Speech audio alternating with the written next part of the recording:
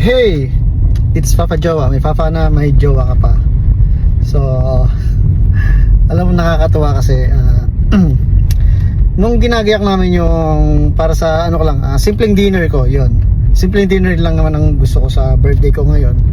So, we decided na kumain sa isang resto. So, kayo ng tanghali, nag-chat na sa akin yung misis ko na ano ba ihanda mo? Saan ba tayo mamaya?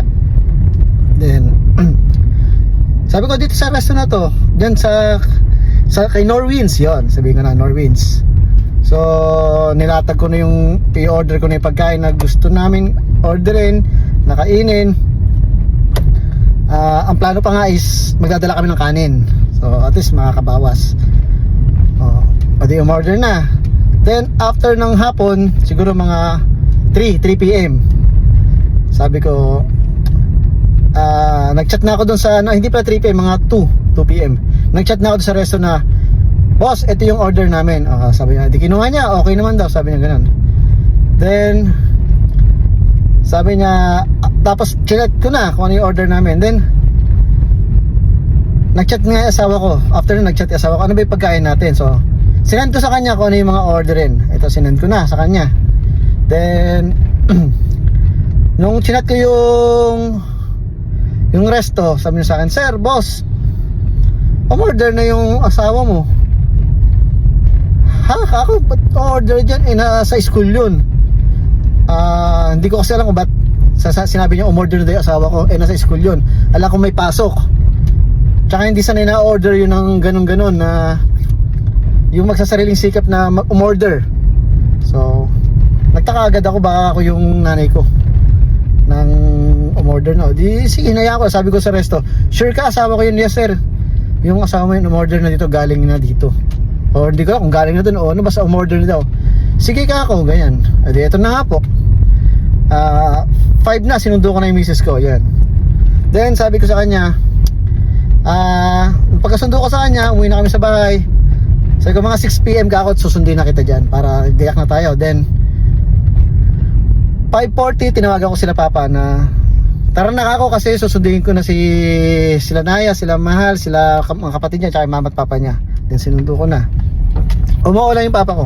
Sige sabi niya. Then nangyari, habang nandun ako sa bahay nila Roma tsaka ni Naya, habang nagagasal, tulog pa nga si Naya tinawagan ko yung tita ko. Sabi ko, Tinay ako, tara na.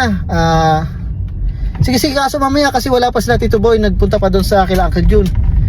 Kako matagal, baka matagal pa yun, baka gabi na tayo, hindi pababa na yun. Kasi medyo natitrigger na ako kasi yung oras lang ako, yung pagkain sayang, baka malamig. So ang gusto ko, pag kumain kami kasi doon, mainit pa. Then eto na nga, sabi niya, sunduin mo muna kami sa palik. Ba't ka ako susunduin pa? Tapos kasi sa namin si Tito Boy, pagpa-pray ka pa ni Tito Boy. So napaisip ako, sige ka ako.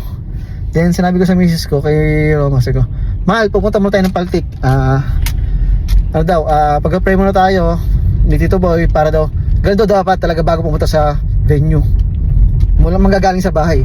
Sabi ko, parang ngayon ko lang naman narinig yung ganung kasabihan. So then after nun, hindi kumibo yung misis ko, wala lang siya. Then bago kasi ako umalis ng station, ng office, nagdala na ako civilian na t-shirt kasi naka-uniform ako naka-athletic uniform ako. Para ako pa nag-picture kami, hindi ako naka-uniform. Then, sabi niya sa akin, pagkasakay niya, nung sinabi ko tayo Paltik, hindi siya umimik. Wala lang siya, hindi siya kumibo. Sabi ko, parang nakakapagtaka din. Ito na nangyari. Pilit niya ako pinagpapalit agad ng damit. Sabi niya, magpalit ka na ng damit. Sabi ko, mamaya na ako, pag hinto ko sa Paltik, di na magbibis magpapalit ng damit. So nakarating namin sa Paltik, paparada pa lang ako sa sakyan, hihinto ko pa rin sa sakyan, magpalit ka na ng damit. Teka lang ako, mamaya na ako, hinto pa naman, paparada ako, tapos pupunta tayong loob. Kaya pa ako, papalit ka sa akin, papalit ng damit. Hindi, yun na nga, papalit siya ng papalit ng damit sa akin. Then anong nangyari, sila magkapatid na, pinagtutulungan ako, basta naiinis na ako kasi minamadali ako magpalit ng damit. Mamaya ako papalit na akong damit. Hindi nagpalit na ako, bumaba na ako sa bahay ng tita ko, sa may TESDA. Then ang nangyari, nauna sila baba. Tapos pagbaba ko, nauna sila mo ba, sumunod ako, hindi nagpalit na akong damit. Ang nangyari, pumasok na ako sa testa sa gilid ako dumaan. Isipin niyo, pagpasok ko, pagka ako may gayak, may happy birthday, may mga gamit ka ako. May order kami sa restaurant. Paano yung ako, kakain dito, tapos kakain ulit dun. Tapos nung lumapit ako, tatakapit ka ako, happy birthday. Tapos meron sila ginawang parang backdrop ng na-surprise ako. Hindi ko alam na, wala, baka ginawa ito mga pamilya ko na ito, mga kaanak ko na ito na. Tapos tinitingnan ko yung misis ko, pang hiting-hiti lang siya. Sabi ko, ano to? Kakain tayo sa labas ah. Tapos nung palapit doon na sila Gio, hindi yung mga kasama ko sa bahay, yung mga kasama namin sa tubigan, yung mga kamag-anak kong andun na galit ng Bataan. So yung mga ibang kaibigan din andun. Kaya ako, tapos tinanong ko yung pagkain. Sabi ko, mahal, ba ito yung order na yung pagkain? Oo. Ba't dito? Sabi ko. Sabi ko, bago kasi yun, nag-chat agad yung resto na, sir, okay na po yung food nyo. Kaya ako nagmamadali sa kanila gumaya kasi okay na din food. Kasi ayoko mainit yung lumamig yung pagkain, sayang. Masarap kasi kainin yung mainit. Tapos pagdating ko dun, ato pala, big sabihin mo eh. Alam mo, na-surprise ako kasi, ganun pa yung feeling mo surprise kasi never ever na nangyari sa akin yun. Meron man mangyaring ganun, minimal lang, hindi siya ganun na mga kagarbo na surprise. Na simple surprise lang. Pero pinag-thankful ko yung surprise na yung mga nakaraan. Pero ngayon, iba yung pa-surprise na sa akin na talagang kasi nakagayak na yung pera ko pambili ng pagkain, yung mga gagawin, kung ano yung mangyayari, pati resto. Yung pala, alam din ng resto na isusurprise ako ng pamilya ko. Alam din nila na doon na pagaganapin sa bahay namin sa may maliit kasi kaming function hall. So doon kami nagpunta. Then doon kami natuloy. Sabi ko, habang hindi umupo agad ako sa may pinakaginawa nilang backdrop. Pero hindi pa rin nagsisink in sa akin na sinurprise nila ako at pinrank nila ako na kasi alam mo talaga naiinis ako pag gano'n na ito na yung gagawin tapos may iba na naman madidelay. Alam mo talagang pinagtutulungan talaga nila akong inising kanina talaga. Yung pala yun, sabi na sa akin ng asawa ko. O di ba kaya kita pinagpapalit agad ng damit. Paano ako nangyari? Sino kausap nyo? Sino ano? Tapos hanggang sa nag-sink in na lang nangyari na sinurprise ako kasi nakita ko yung mga pagkain. Ito yung ako, mga in-order natin pagkain na. Hindi na tayo kakain doon. Sabi ko agad ganun sa kanya. Hindi, kasi dito na. Seryoso kayo? Hindi na tayo kakain? Hindi na nga kasi andito na yung pagkain. Eh ano nang ginawa nyo? Eh di ito, mabilis ang gayak. Kasi nga, sabi ng tita ko, sa miss ko, subukan naman natin na hindi naman siya yung laging nang susurprise.